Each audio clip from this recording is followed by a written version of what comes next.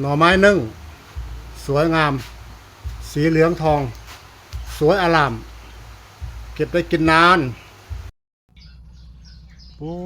ยายบัวจะได้หน่อไม้มาหน่อไม้จ้ะโอ้หน่อไม้ยังอะเลยหน่อไม้เห็นไผตรงลืมแรงจ้ะโอ้ตรงเริ่มแล้วเจ้าสีเฮ็ดยังเนี่ย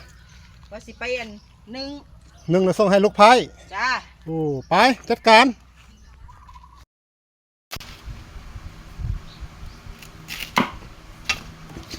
โอ้โหโอ้โห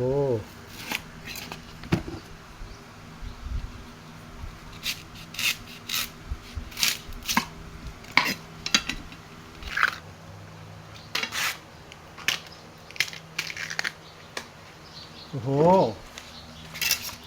โอ้โหโอ้โหใสโอ้โห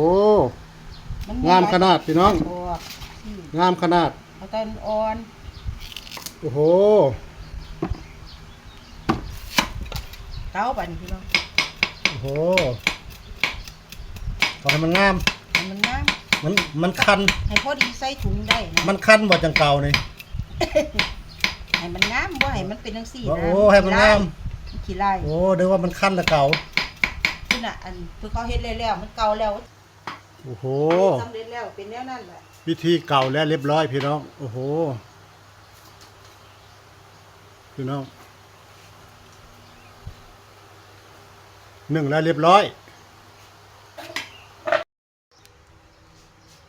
ก่อไฟนึ่งหน่อไม้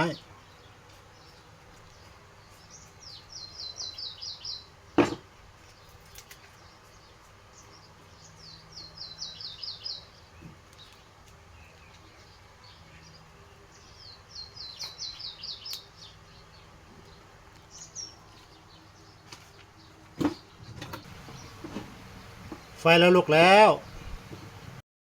เตรียมตัว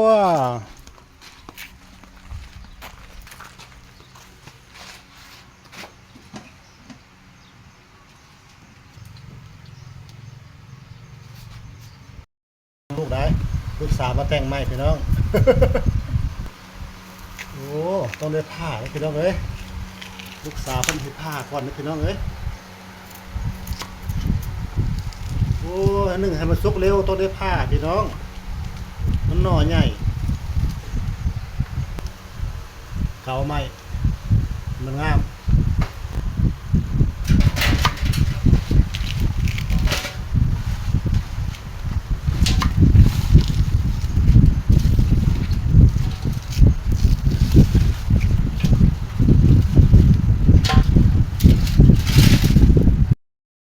แม่เก็บไปทิมขยะบาทเนี่ย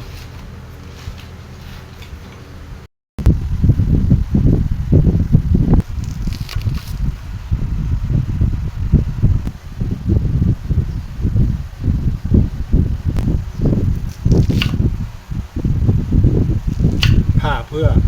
ให้มันหนึ่งสุกเร็วพี่น้องเลย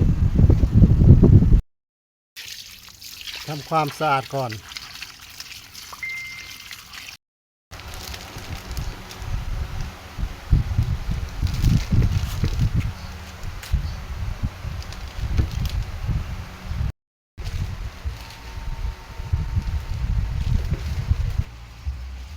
อ้าว